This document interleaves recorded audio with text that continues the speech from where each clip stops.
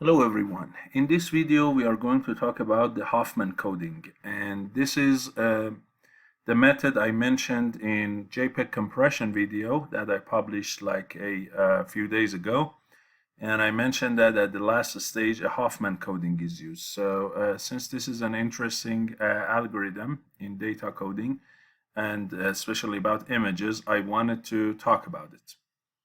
So if you look at the regular images, most of the images that you deal with, they are the type of the data they have is uint8.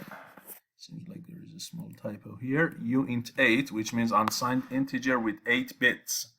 So any intensity, any value at any pixel is stored with at least 8 bits. And when I say at least, because if there are 3 channels of RGB at each pixel, then there are 3 times 8 bits. But if it's just light intensity, like it's a grayscale image, then per pixel you have what? Or per intensity value, you have 8 bits. Regardless of how often that intensity is shown in the image. So this is what we call fixed length encoding. So if you look at an image that is like a very bright image, right? So if you have a very bright image, then like you have lots of areas of white, then these areas that are white, so you have some dark object against a white background, right? Then the problem is the white pixels, which are 255, they are repeated a lot more compared to what? Compared to these other channels or other intensities actually that are far less frequent. And I stored this 255 with 8 bits, but also those darker pixels, like here, maybe if you have like 50, I also use 8 bits, right? And if I have a pixel that is like 120, I also store that with 8 bits. So I don't care how much is that value and how frequent it is. I'm going to store them all with the same amount of information. This is inefficient and it's called fixed length encoding. In a different approach to coding, which is used in Huffman coding, we do what we call a variable length or running length encoding. What is that? Now I look at the frequency of these values in image histogram, and now I do it based on that. How? So if I plot the histogram of the image, so this is the frequency here, and this is the light intensity value, let's say anywhere from 0 to 255. For a bright image like that, a lot of bright areas, you might have something like this. And what I do for these areas that have high frequency, I use what? I use a lower number of bits. And these areas that are less frequent, right? These areas, I use what? I use a higher number of bits. If I do this, then I can show that on average, this method saves some memory compared to basically saying, hey, I don't care. The number of bits I use is all over the place, 8 bits. Okay? So let me talk about that with an example here. So let's say the patch of image that you have has only 4 intensity levels. Instead of going from 0 to 255, it only has 4 values, R1 to R4. Okay, like in this case, right? If I have only 255, I have 50, I have 120, and maybe I have somewhere else here some other object, right? And now if it's sun, it might be very bright. So if I use any other object, I don't know, maybe I use some flower and something, right? And again, my drawing is not super beautiful, as some of you are, or at least with the stylus, you cannot do that. So in here, I don't know, it is like 68 or something. Then I have 4 intensity levels, and if I call them R1 to R4, then if I look at the histogram of the image, then I find that level R1 is, the probability of it is 0.8174. And you might say, what is probability here? Here probability is the number of times that intensity of a pixel equals R equal 1 divided by the total number of what? Eyes. Okay. So if I say I equals that over summation I, right? And not summation, basically total number of pixels. So if the image is n by m, basically dividing by n times m, right? So if your image in general is n times m, this is, I need to also add one extra index, which is j. So the number of times that pixel ij, intensity of it, is equal to R1 divided by the total number of pixels. That is a number between 0 to 1. So for level 1, it's 0.1875. For intensity 2, it's 0.5. For intensity 3 and 4 are 0.125 and 0.1875. Okay? So here, instead of saying I give the same number of bits for all of them, here you only have 4 different scenarios. So if you call them like 0, 1, 2, 3, then you can use 2 bits to show all of them, right? So here all I need is 2 bits. So this is what you do in a regular image. You say I have 4 intensities, I can show them with 2 bits. So either give code 00 to intensity 1, code 01 to intensity 2, code 10 to intensity 3, and code 11 to intensity 4. In this case, the average number of bits that you need is 2 bits. But in the second scenario, which is variable, here this is what I do. This R2 that is the most frequent at 0.5, I give it a very short code, like just one. I use 1 bit for it, no more. Then the second one, which is this guy here, I give it 0.00, and here actually there is a tie, and I cannot give the same number to both of them. So for the second one, I give this, and finally for the last one, I give this. So you see, as the frequency drops, the number of bits gets bigger and bigger. So now for the R1, I need 3 bits. For R2, I need 1 bit. For this one, I need 3 bits. And for this one, I need 2 bits. Okay, and if I call the number of bits that I need per RK, call it L, basically L2, right? Then if I multiply these L2s by their associated or corresponding probabilities to get the average or expected number of bits that you need to store the information, and call it L average is going to be what? Is going to be 1.81.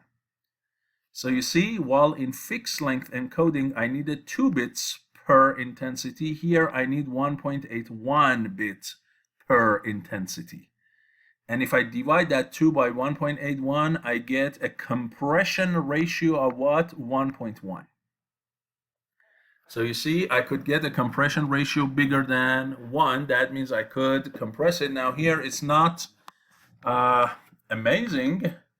It's just 1.1. But of course, if you have an image and you have a lot more intensity values and you use 8 bits, because your numbers go from 0 to 255, then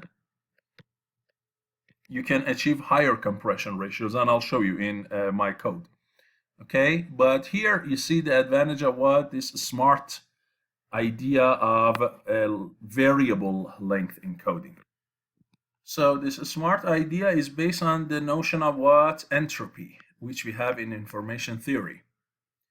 The entropy says if you have a probability P for an event R, okay, so this R is an event, or for our pixels, it could be an intensity in the pixel.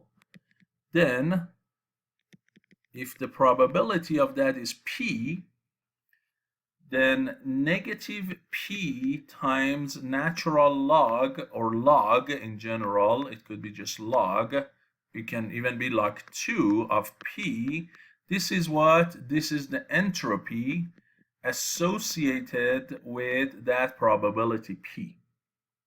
So if something happens with a probability of 1, something happens that is certain, if you have a certain event, then what would you get? Well, if this is 1, 1 times log of 1 to the log of 1 to the base of 2 is going to be 0. So you see, a certain event has 0 entropy. On the other hand, if the event is basically does have an entropy as a probability of 0 instead of 1, again, that's certainly not going to happen, right? So the first scenario, when it was 1, it's certainly going to happen. When it's 0, it's certainly not going to happen. Again, you see that this is a limit, but this limit also will go to 0, right? So intensity or event probability, if you plot that if you plot the entropy versus that probability, for 0 and 1, it is what? It is at 0. And you can show that the maximum of it is happening at 1/2. At 1/2, if you plug in 1/2, this is going to be 1/2. This is going to be log of 1/2 to the base of 2. So this is going to be -1, right? Let me see if I can do a little bit cleaning here. There we go. So if p is 1/2, this log of 1/2 to the base of 2 is -1. That negative with this negative would cancel, you get 1/2. Right? So maximum entropy happens at probability of 50%, and that is 1/2. Okay? So you get the plot like that. So you see that it says the highest entropy is when it's 50-50 chance. When you are not sure if it's going to happen or it's not going to happen, any one bigger than the other one, that is the maximum entropy or the maximum information, or some people also call it what? Call it surprise. That's the maximum amount of surprise that probability will give you. Correct? So entropy in information theory is defined as what is the average information a probability distribution will have. Now, if you have a distribution, instead of a single p, you have a bunch of p's, you have pr of rk, you have a distribution, then you have to multiply each one of those individual probabilities to their log and sum it up and then use a negative sign. Okay? So now here is talking about a probability distribution. So you're looking at the PDF, probability distribution function, versus that event, right? And whatever shape that this one has, correct? Then, or let's say it could be like a normal distribution or anything. Let's say, for instance, it's a normal distribution, something like this. You know, the area under the curve is, if we call it f of x, the area under the curve is equal to 1, correct? So now for each one of these numbers, one by one, you basically what? You get those probabilities and multiply them by their log of the probabilities, sum it up, and do a negative. And this summation is when the distribution is discrete. If it's continuous, use an integral instead. Okay, so this is based on the same idea. If something has more surprise in it, if something is not happening by certainty, if something is basically showing more frequency, more probability, give it smaller amount of value like this. And if something is showing bigger surprise, bigger amount of entropy, then what? Then give it a bigger number of bits. Now here you might say, well, how come here to that 0.5 you did not give the biggest number of bits? Because here everything is different. Here 0.5 is my highest probability, and so I give it the lowest value or the lowest number of bits. And as I drop down in probability, I give them bigger bits. So the way that the Huffman coding is working is not perfectly using entropy formula. It's just the idea. Okay, so now let's see how this method works.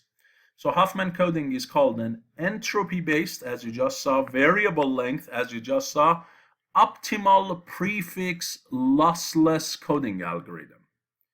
What are all this? The first two I explained for you.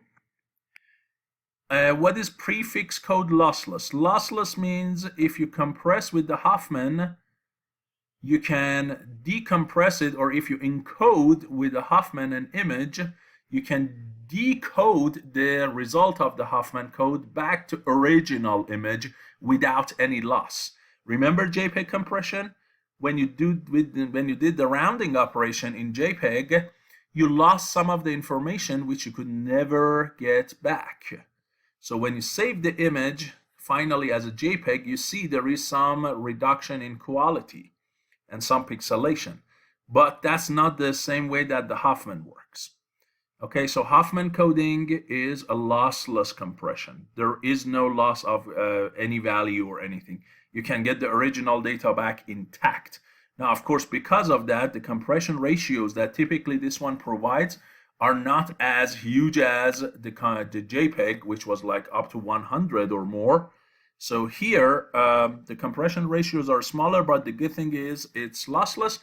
Why do we call it optimal? Because we can see that it gives you the minimum number of bits per information if you wanted it to be lossless. So somebody might come up with a different code or different symbols with different number of bits to store these four intensity values. Right? So somebody might say, no, I give this R1, for instance, I don't know, 0, 1, 1. This one, I give it a 1, 0, 0. This one, I give it 0, 1, 0. And this one, I give it 0, 0, 1. Okay, first of all, this is all 3 bits, so it's not really useful. And, or maybe no, this last one, I use a 1, okay, or something like that. Or this top one, maybe I use a 0, 1, something like this. And this one, maybe I use a 10. So you can show that among all of them that you can decode without loss, this Huffman is going to give you the minimum number of bits required. It was developed in 1952, more than half a century ago, more than 7 years ago, 72 years ago, by David Huffman from MIT. And it's a beautiful method which is still used, so let's get to it. So how do we do the Huffman encoding? First we talk about the encoding, then we talk about decoding. So first we write these intensities into these codes, and then from these codes I can come back what? To the original values, right? So let me just clean it up. If I go from here to here, this is called the encoding or compression. If I come back from here to here, this is called decoding. Okay, and we need to know both of them. So let's go and take a look at encoding first.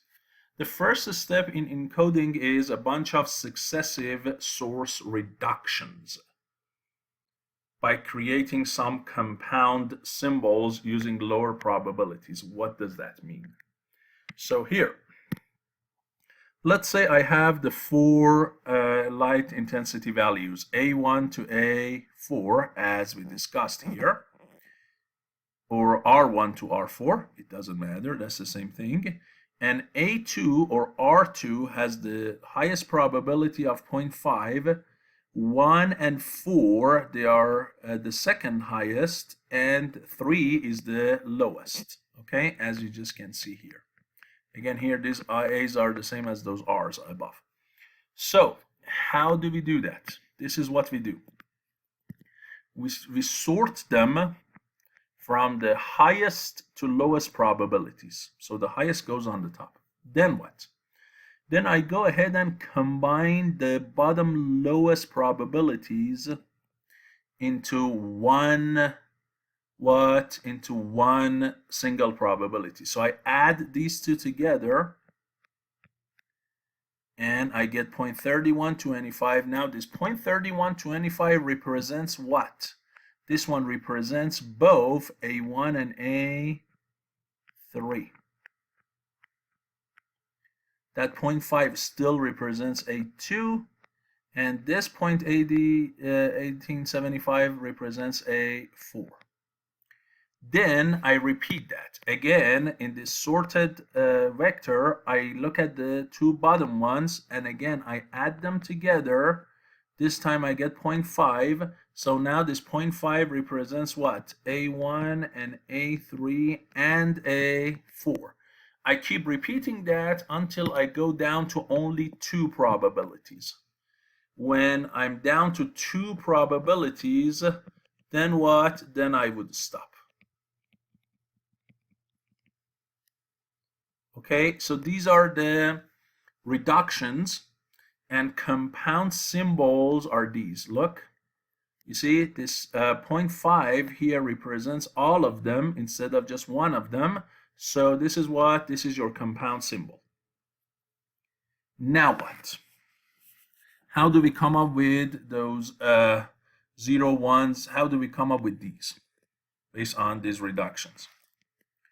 The second step in encoding is now we create new symbols for these reduced source symbols from the very last row, right? From the last vector, we start creating symbols and then go back this way. Go back from here all the way back to the original what? Original values. So I add some symbols here, and then what? I start adding symbols for the next and the next and the next row. How do we do that? This is what you do.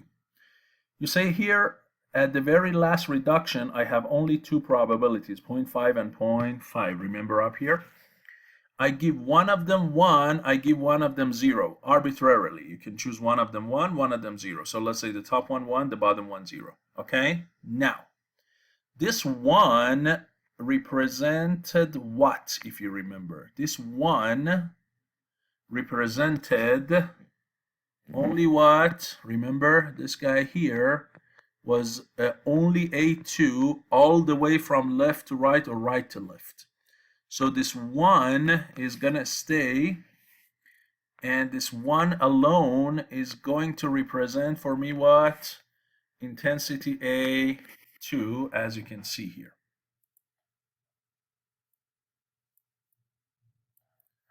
This 0 that is representing this 0.5, remember this 0.5 is a compound symbol. This is representing three things. This is A1 and A3 and A4. So I have to add something to this 0 on the right side so I can distinguish between these three numbers. So what do? I say, what was the level before that? The level before this 5, if we go and look, the level before this 5, it was this one and this one, where the top portion was representing A1 and A3, the bottom portion was representing A4.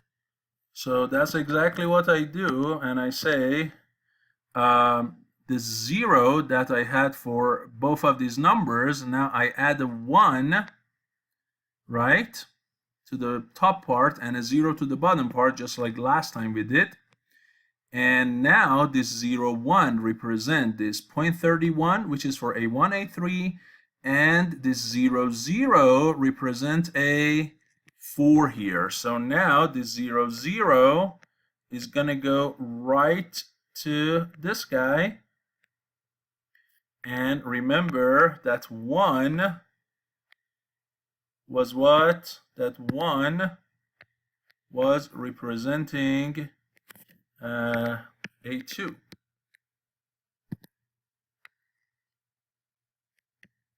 Then what? Then I have this 0, 1 for both A1 and A3. Again, I need to distinguish between A1 and A3. So now that I have this 0, 1, right? Here, I come and say that 0, 1 that I had for both of them. For the top one, again, I add a 1. For the bottom one, I add a what? 0. You see? So I get 0, 1, 1 for A1, and I get what? 0, 1, 0 for A3, as you can see. And that's it here. These are our 4 codes, right? And you see, so I have, if you look at it, you can write it like this picture on the right. If you look at this picture on the right, this is what we call a Huffman tree. So you can see that the total probability, of course, sum of all probabilities equals 1. But if you go under the root at source reduction level 2, which is right here, I have 2 probabilities, 0.5 and 0.5. I gave one of them a 0, gave the other one a 1. This 0.5 was directly used for intensity A2, as you can see. The other one, that 0.5, was broken down into 0.31 and 0.1875. So now that I have this 0 on this branch, and remember when I add code, I add the digits from left to right. Now I add a 0 again to the right side of that 0, so I get 0, 0 here. And here I add the 1 to the right side of 0, so I get a 0, 1, as you can see in both of them. So this one is done, that's 0, 0. This one, 0, 1 branch, now is, again, you see, it contains both of them. So I add a 0 to this, I add a 1 to that, and I get these guys. So as you can see, always on the left side, we have the 0 branch, and on the right side, we have the 1 branch.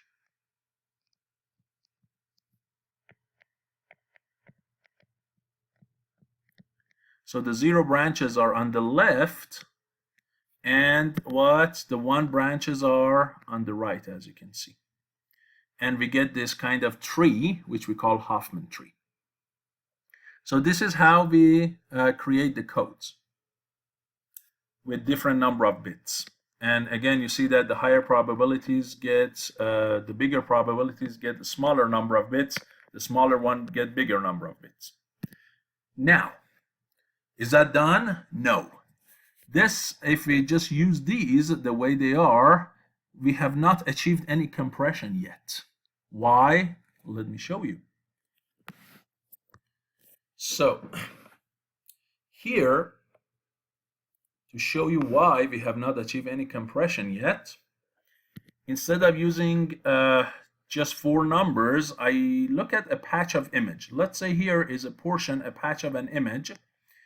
And in this patch of image, I only have 4 intensity levels, 1, 2, 3, and 4. Okay, now that means it's a very dark patch of image, but that's fine. It's as long as there are 4 levels here. So I can compare them with these numbers that we got. So if you look at this original patch, how much information, how much memory do you need to store it? These are 4 by 4, right? So there are 16 of them. And each one of these numbers is uint8, so it takes 8 bits or 1 byte. So you total need 16 bytes to what? To store this patch of image, right? 16 bytes. Now let's see what happens if we apply the Huffman code. So here there is a code that I'm going to show you. It's called Huffman. You apply it to the histogram of the image. So you see here, I passed all of the values in the image. First, I vectorized it. I converted it into double, so I can pass it to the histogram. Histogram will give you those probabilities. Okay, histogram will give you these numbers. Now, I pass those numbers to the Huffman method, which basically applies this reduction and then backward coding. and I use 4 levels for histogram because I only have really 4 levels. If I do that and call it Huffman code, C is this guy, which is exactly what we had in our notation. You see A1 is 0, 1, 1, A2 is 1, A3 is 0, 1, 0, and A4 is 0, 0, right? So we get this. Now, using this code book, using these Huffman codes or symbols, if I apply them to each and every one of these numbers, what's going to happen? Well, everywhere that I had a 2, you clearly see 2 is the highest frequency number, right? 2 is showing more than any other number. As you can see, it has the highest probability of 0.5. Half of the pixels have 2. Anywhere I have a 2 in this image, I have to replace it with simply what? With simply 1. So here, this one is vectorized, and you see this one is for that 2, then 2 spaces, another one, right? Okay, and you keep going. Now you might say, well, look at that. What is this here? Well, here, remember, it's vectorized. So when it's vectorized, this is going to be the first part, then this guy going to go right underneath it, and this guy is going to go right under that, and this guy is going to go right under the rest of them. So you look in a column manner. So you see 2, 3, then after that you have another 2, there is a 1, nothing, 3, then a 2. So you have 2 numbers between them to get another 2 2s, and here are those 2 2s, as you can see. A 1, a 4, 4, 4, a 1, so 4 numbers passed, then you get another 2 2s. So 1, 2, 3, 4 here. These are another 2 2s. 1 a space, and then another 2 2s here. You see, so wherever you have a 2 in the image, you replace it with a 1. Wherever you had, let's say, a what? Let's say a 4, you replace it with 0, 0, and you can see that here. Look, between these guys, that 4 is this one here. These 2 4s are here and here. And that's it, done. So you replace them. Now you might say, how much memory is this guy going to take? This encoded version of what? Of the image pixels. If you look at this, actually, this one has 16 cell arrays, because each one of these is a cell array. And it turned out, if you use MATLAB, 16 of these cell arrays will take 1722 bytes. So not only you have not reduced the original 16, you have multiplied it by a huge factor, right? You see, it's more than 100 times bigger, right? So it's more than 107 times more memory. And you might say, what kind of compression is that? It's not. Then you might say, well, why should I store them as cell arrays? Because cell arrays in MATLAB take a ton of spaces. Can I just convert these cell arrays into characters? Like if it's 1, just 1. If it's 0, 1, 0, just 0, 1, 0. Get rid of these quotations, get rid of the cell arrays. Can you do that? Absolutely. If you do that, then you'll get this. So if you convert that cell array into characters and use a quotation mark to transpose it, you'll get this. And you might say, what is this one now? Well, here, each column of this result is one of these numbers. So if you look at the first column, the only number you had was 1. If you look at the second column, the number is 0, 1, 0. If you look at the third column, again, it's 1. If you look at the fourth one, it's 0, 1, 1. So that's this. Okay, so if you read this column by column by column, you are going to get all of those guys back. Okay, the question, and when there is no data under a 1, as you can see, when under a 1 there is no data, so this is what? This is all white space. These are all white spaces here.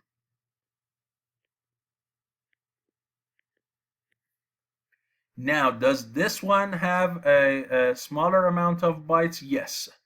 This guy is going to be 3 rows, 16 columns, and it is going to only take 96 bytes. You might say, well, that's better, but still, compared to original 16, you're still 6 times higher. So still, that's not good. And now you might say, well, do I need all these white spaces? Can I get rid of the white spaces? Well, let's see. If we do that, so here we convert that matrix into a vector, and then wherever we have equal to white space, we get rid of it. And that is exactly going to give you what? Going to give you this bottom one, because you see here, this column that has a 1 and 2 blank spaces, the blank spaces is gone. The only thing remaining from it is a 1. The next one is 0, 1, 0. It is going to come right below that. So you see here 0, 1, 0. The next one is, as you can see, a 1 and again nothing. So a 1 will go. The next one is 0, again 1, 1. So you have 0, 1, 1. And you get it to much more efficient vectorized version instead of a matrix. Now this guy is 58 bytes. There are, as you can see, 29 characters, each one 2 bytes. So now it's 58 again compared to 16. This is what? This is somewhere between 3 and 4. So something like, for instance, 3.1, 3.2, or something up. Still, that's not good. So, but we did everything we could. There is nothing to get rid of anymore. This is like the most compact version of the image values, which is still we can basically recover without any loss. So what is the last thing, what is the last trick in Huffman coding to get a good compression ratio, bigger than 1? Because here your compression ratio is 1 over 3.2. So the last part, the third part of the Huffman encoding, is to map these new symbols using what? Basically, they are going to be mapped or transformed, and this is done at the bit level now, at the bit, not sorry, bit level, using uint16 data. It's interesting, I have the same typo here. uint816. So now you are going to what? You are going to combine 2 bytes into 1 unit of uint16, and also you're going to convert your hexadecimals, those all zeros and ones, you convert them to regular decimals. What does that mean? Let me show you. So now what do we do? First thing first, you convert this into a bunch of uint16 versions. uint16 means each unit has 16 bits. Well, here, if you count the number of data, you had 29 values. So one of them will not be sufficient. You need another one. You need 2 of these. Right? You need 2 of that. So you need 2 units of this, so you can store all of the 29 values. How would you store them? You start from the left side and put all these numbers in, and you probably get a few extra empty cells here at the end. You fill them with zeros. Okay, so that whole thing is copied right down here, and you get 3 extra zeros, which is 3 is basically 32 minus 29. Okay, now what? Now, this is what you do. You got this first one, you got the second one. Now, each one of them you will basically transpose. So you give them a 90-degree rotation, and you'll get this. So this one here is your first 16 bits on the left, and this one on the right is what? Your second 16 bits. So this red and blue are those 2 guys which are transposed and reshaped. Good? Then what? Then each one of these 16s, which you can count as call a hexadecimal, you'll convert them into regular decimals. So this first one, this blue, 16 numbers in blue, you convert it into regular decimal, you get this. And the red one, you convert into decimal and you get this one. Done. So now your entire Huffman code is this really. How many bytes is that? Well, if you look, actually it's only 4 bytes. Because remember, you have what? You have 16 plus 16, 32 bits. 32 bits equals what? 4 bytes. You see? You got 4 bytes now. How much was your original one?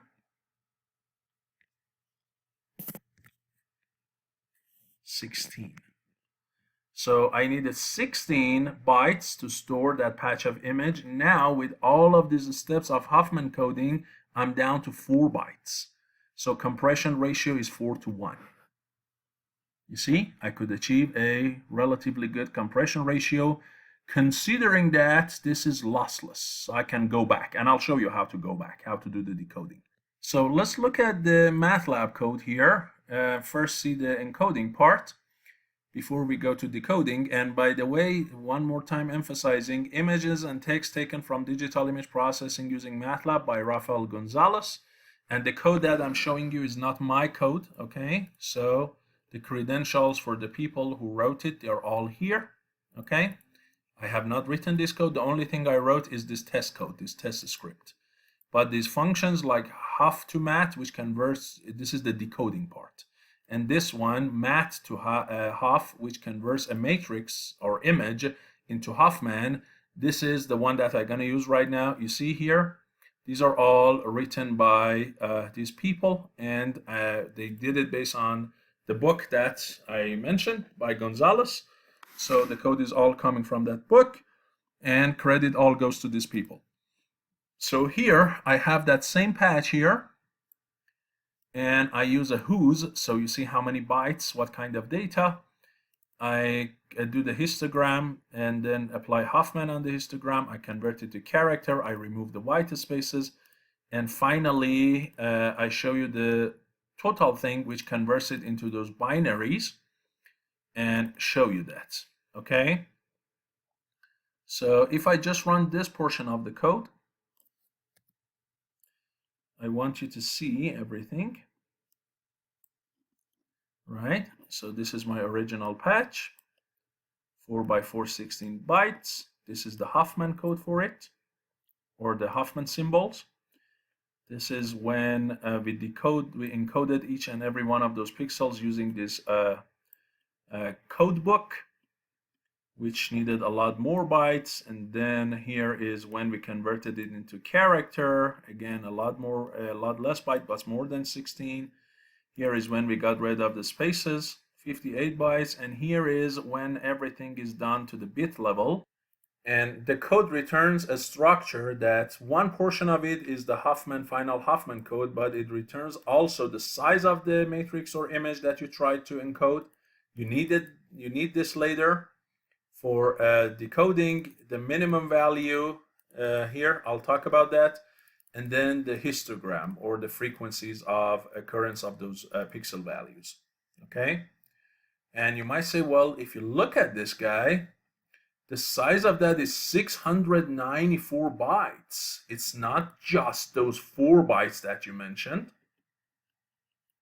So it doesn't look like you achieved compression, because yeah, the code part of it is 4 bytes, but you need a lot more bytes to store all of these other pieces of information. So did you really achieve compression? Yes. Why is that? Because when you apply it on a large image, this histogram gets a little bit bigger, right? It can have up to 256 values. This is still going to be a 2 by 2. This is going to be still a single number. This code is going to be longer. But remember that instead of a 4 by 4 image, you are maybe storing a 1080 by 720 or even bigger size pixels, and the number of bytes you need for the original image and the number of bytes you need for this Y is not comparable. So here is a real image that I'm reading in, and I convert it to Huffman code. And then I use this other function that is written by the same people, IM ratio, that will give you the amount of the compression ratio between the two images. So here I pass to it the image and then the Huffman version of the image and get a compression ratio. And if I run this portion of the code for you, you'll see that the compression ratio is 4.7. So this is the original image that I read, gray level, of course, grayscale. And here is this is not the Huffman code because you cannot show the Huffman code. Huffman code is just a bunch of numbers like this. You're not going to show that. So here, this bottom picture is when I decoded it back or decompressed it basically. And the reason I'm showing it is to show you that it's a lossless compression. So this decoded version and the original one are exactly the same, as you can see here. There is no difference between them, no pixelation, no nothing. And the good thing is when I use the Huffman code and the original image and calculated how many bits or bytes they need, you see that the Huffman could achieve me what? 4.7. So it is really doing a great job without losing a bit of information. Okay, so it is absolutely doing its job. And how do I decode it? I need this other function, which as I told you is called Huff to Mat. You pass to it the structure that I just showed you, and it can what? It can decode it back.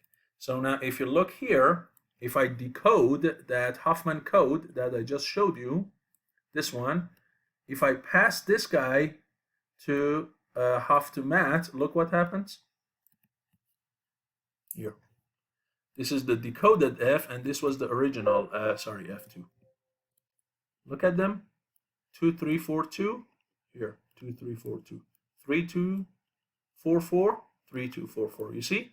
F2 and this decoded one are exactly the same. No information is lost. Okay, so that is really a powerful method, and it is working fine on big images.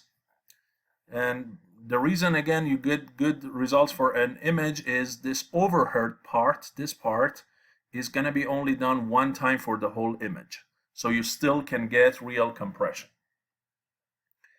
Okay, so this is encoding in Huffman.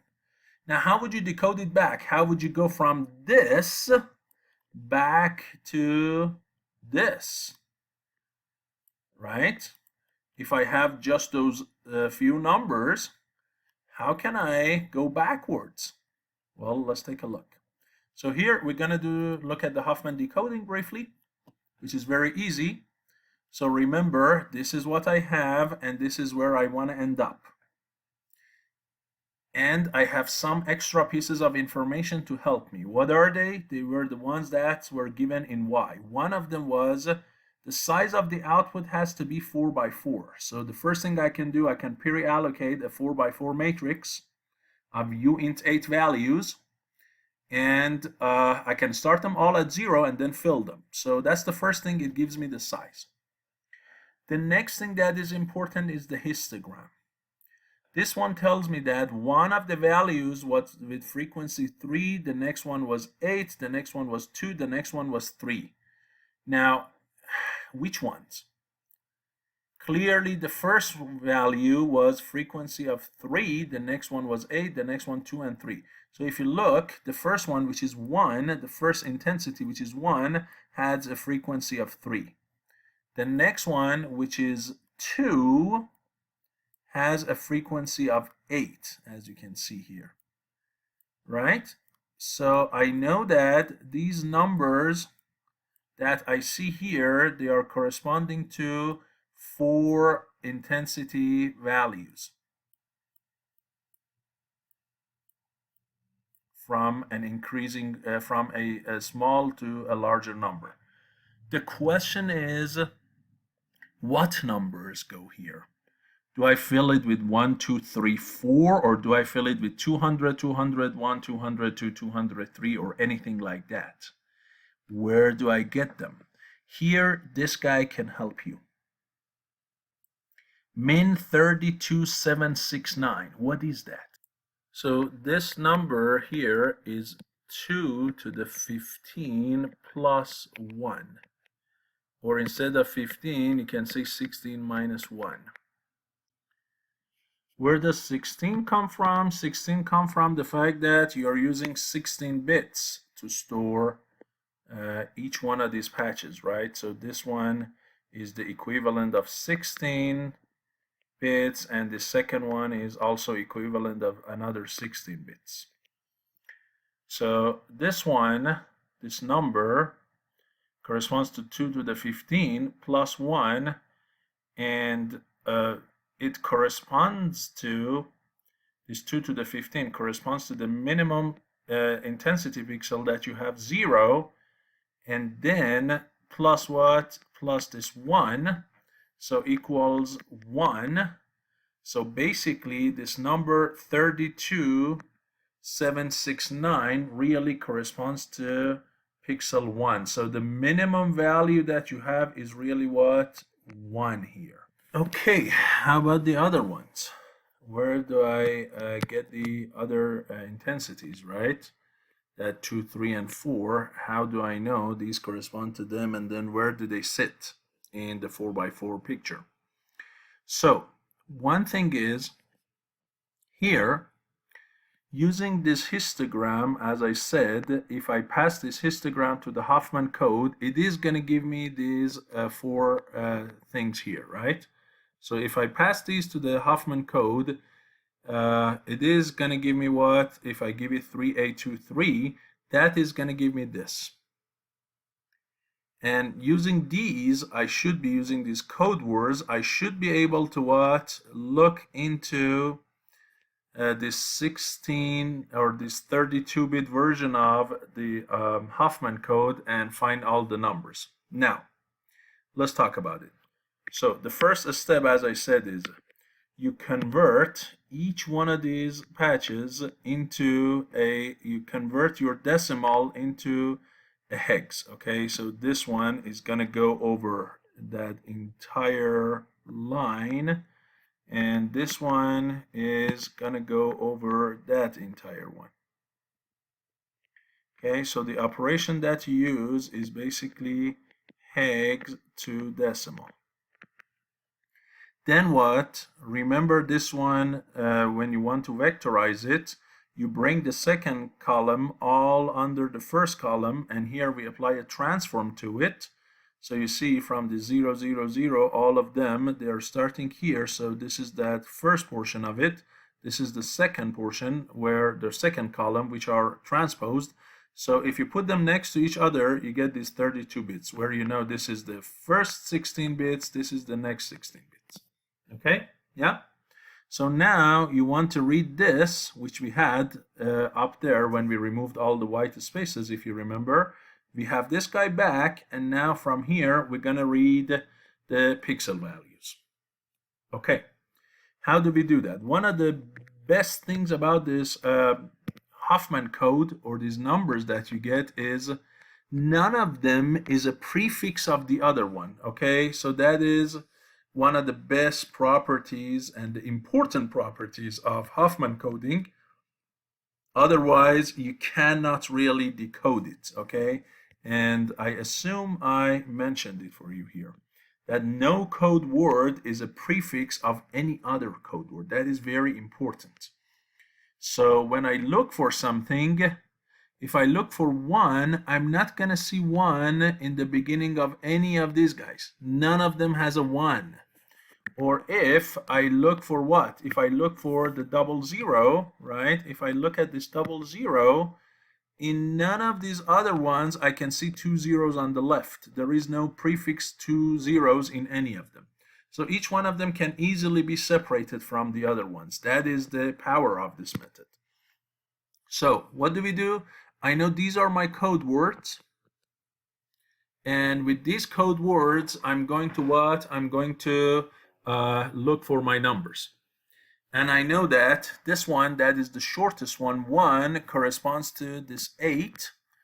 This one, that is 0, 0, that corresponds to what? This guy here, and then that 2 and 3 are these two numbers, right? As you can see, or in this case, actually, it is the 1 and 3, that is correspond to 4. So this 3 is for a 4, right?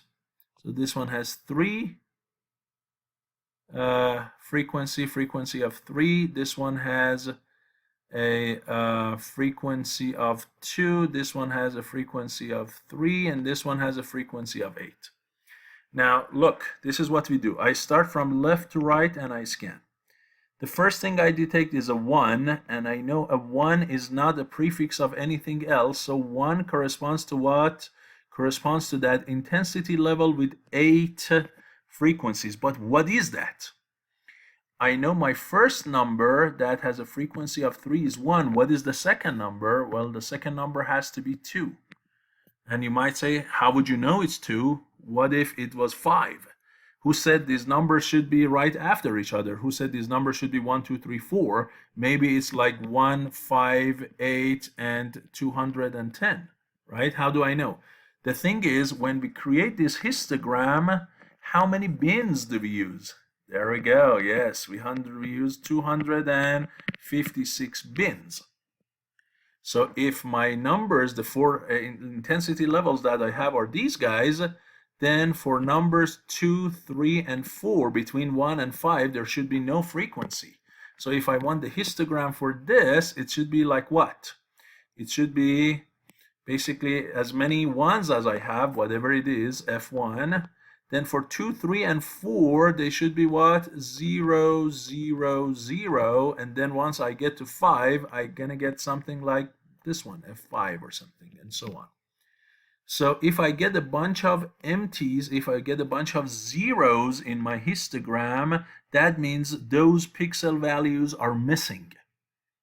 Since here I don't have anything missing in this histogram, it's back to back from 3 to 8 to 2 to 3, no zeros in between. I know these are 1, 2, 3, and 4. How do I know the first one was 1? I just explained it to you.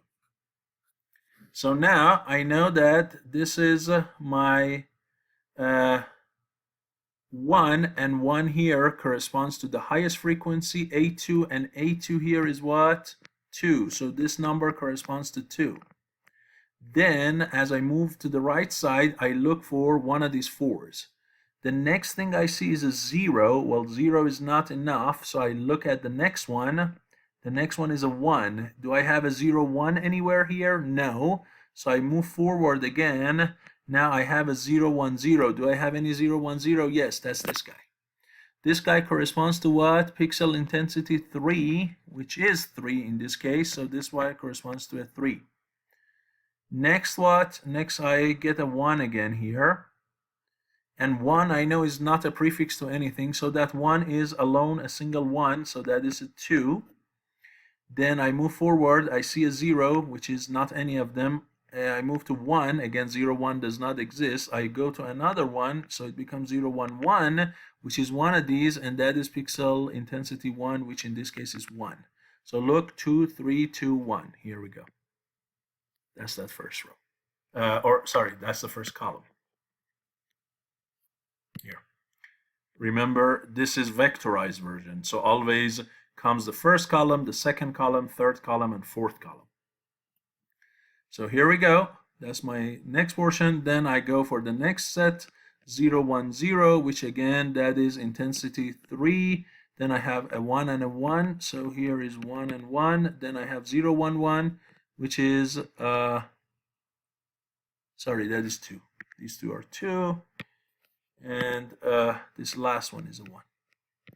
Right? 0, 1, 1 corresponds to 1. So my next column should be what? 3, 2, 2, 1, which you can see here. And then I do the next one and the next one, and I get this column and this column. And again, remember that originally I know my size is 4 by 4, the size of my matrix, so I can fill it all up. So this is how we do the decoding, and this is why in addition to the Huffman code, we needed to export the histogram, we needed to export the mean value to that give me the first one, and the size. So if instead of this mean value, let's say in this case, if instead of this mean value of 32769, I had a 32771, that was the minimum number. That corresponds to number 3 actually, because this is this number plus 3. So the first number would be 3, and so again, since there is no gap, that would be 3, 4, 5, and 6. So I had to fill them with 3, 4, 5, and 6 instead of 1, 2, 3, 4. You see? Okay, I know this video took a little bit longer than what I wanted, but if you want to explain all of the intricacies of this Huffman coding and decoding, I had to basically go and tell you everything about them. Okay, so hopefully this video was useful to you, and I'll see you in the next lecture. Thank you.